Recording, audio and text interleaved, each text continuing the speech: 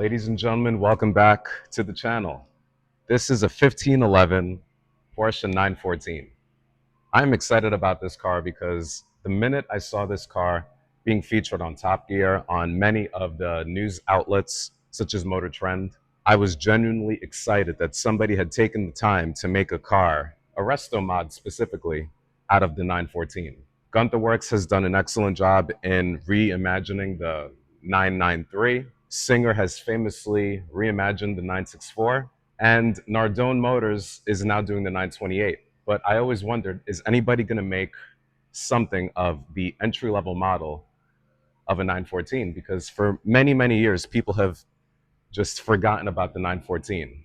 There was like it's like, oh, is this a real Porsche? To me, it always was because it's an air-cooled motor. There's a lot of history behind it. It's a genuinely well-balanced sports car, engine right in the middle. It had so many great things going for it. But for many, people just didn't see it that way because in many pictures you could see, in many of the old pictures and old literature, you'll see that the 914 had a VW emblem smack where this 1511 logo is on hubcaps. So people say, oh, it's not a real Porsche because it only has 80 horsepower on that four-cylinder flat four, and it was made by Volkswagen. All that said, the 914 has existed for many, many years. Luftgekühlt has made this car very important. And this car is a genuine 914. The only difference is there's been a lot of changes to this car. Let's start with the floor and then work our way up. The chassis is still a 914. The A pillars and the B pillars are still 914, but the folks at 1511 have taken the time to really make this a genuine resto mod. They've kept the doors steel doors, and everything else is rebodied in carbon fiber. But it's not only looks. This is engineering, people. The entire chassis has been reworked to accommodate for 987 componentry. So there had to be a 987 donor car that had to be sacrificed for this 914 resto mod. And I love the fact that they used the 987 because the 987 is the entry-level model underneath a 911. So you have a 987 motor in the back making about 400 horsepower, and you had to accommodate for a radiator because this is now water-cooled. This is what they've added on, right? Fuel cell. Yep. Big spot for a radiator. Yeah, that's really cool. He completely redoes the tub. Three-way adjustable coilover. Yeah, and then Coilover suspension from Rieger, which is a three-way adjustable coilover, which got its World Rally Championship origins. 1511 is noted for their World Rally Championship pedigree. Let me tell you that the suspension componentry costs more than the 987 itself. You have an AP Racing pedal box, and you have Brembo 6-piston calipers in the front, 4-pot calipers in the rear. You could see the weave of the carbon fiber along the fenders, along the hood. I've combed over this car for a very long time. You have a Momo Prototipo steering wheel, so it feels right in your hands. You have a 6-speed manual shifter right out of a Cayman. That has not been touched. I know the folks here at HK Motorcars, where this car is currently being demoed as a sale car, they're going to throw in a short shift kit in here just to make that rifle bolt action a little bit quicker. Although I was playing around with the shifter earlier, and to me it was good enough. But to the Porsche file who's obsessed with that instant feel, and I know exactly what that is because when I get into my 911, I like to feel a certain way. And you could dial the car basically to your specific needs. This entire interior is to be spoken for. So the race seats, the way everything fits, the entire chassis has been reinforced. Everything has been thought of in this car.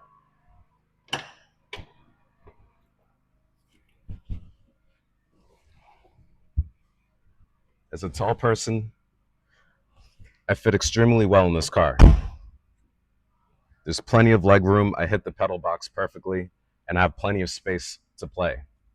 And the hand placement of the shifter to the steering wheel is spot on perfect. Other things to help you note that this car is slightly different than your standard mill 914. This steel reinforcement beam stiffens up the chassis a lot more because, as I said before, with regards to the suspension geometry, everything had to be seam welded all the way around. This body had to be strengthened. There is a roll cage inside this B pillar. There is steel tubes running along the length of the chassis, underneath and everything. Everything had to be strengthened in order to make this car go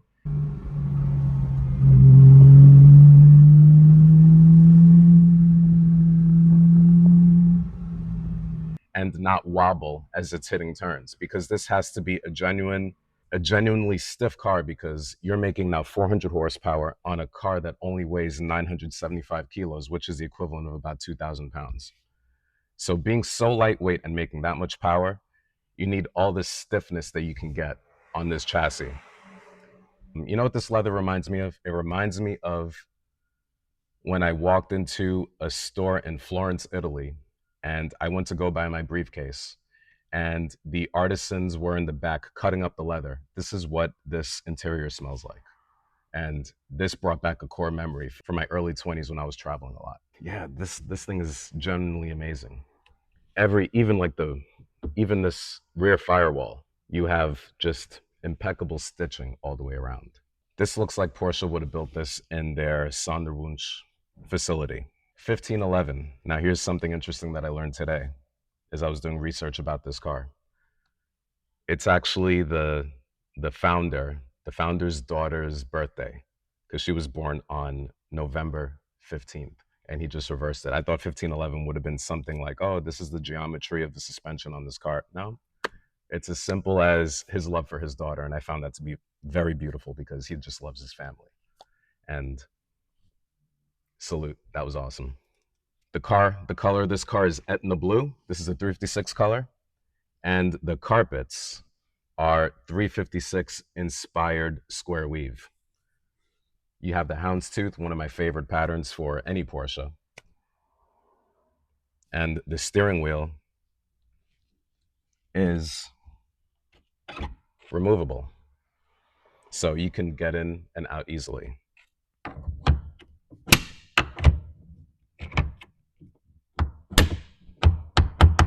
Now it's back on. These are Fixie wheels. Fixie is a wonderful company that makes bespoke wheels for their customers. You can get the right offset, you can get the right size placement depending on your brake specifications. Now, these are the perfect wheel for this car because these are 6-piston Brembo calipers, and they needed to find a wheel that was going to clear this custom brake setup. All the early Singers, all the early builds are Fixie. And this here is a Fixie wheel, just like the Singer models. You have William replacing the Porsche logo. Many people want to get the original Porsche logo to replace this little guy, but I kind of like the cartoon. I have a deep obsession with cartoons, and William is that guy. In addition to that, there's a lot of cool details to really observe. Carbon fiber all along the front end. You no longer have the pop-up headlights. I like this design because, it's different. And many people think that, oh, it's a 914, it should have had pop-up headlights. This is great.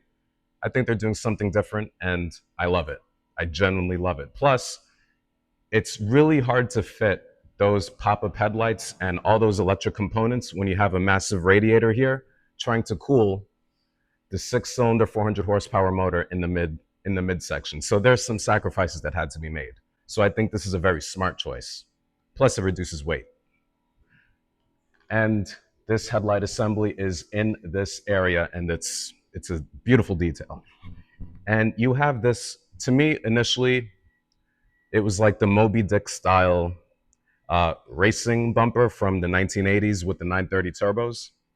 It reminds me a lot of the Midnight Racing Club bumper that you see on a lot of the 930 turbos. But these are all the details where they were trying to give specific homage to early Porsche racing.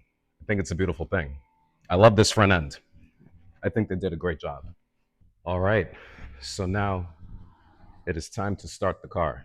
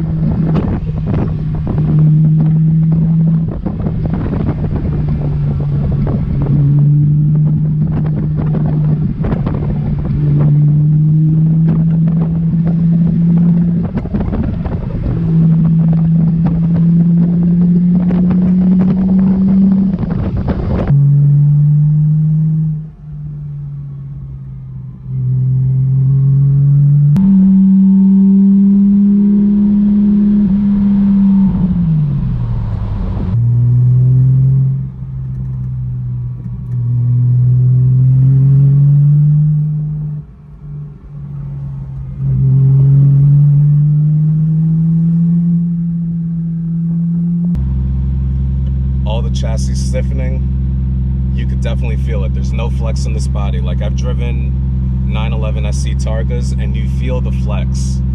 Same thing with the 914s of this era. But all these structural reinforcements, the seam welding has done marvels to this chassis. This feels like it is completely stiff. Through turns, you feel balanced. You don't feel like the car is going to break on you. This is an exercise of excellence, and I really love the way that they did this car.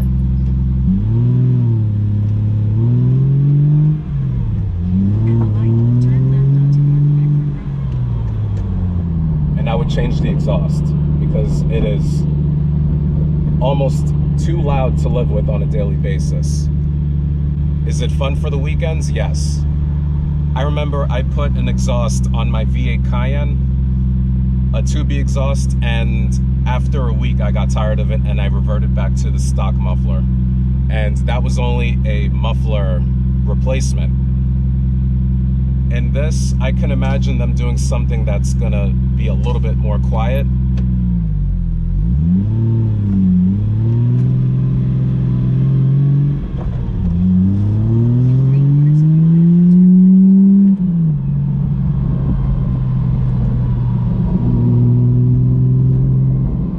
But I do think that this car would benefit from a quieter exhaust because it's an open top experience. If this thing was sealed completely, you may not be affected, but it is this could be a much more satisfying experience with the quieter exhaust. Other than that, this car is pretty awesome. It's an instant smile on my face.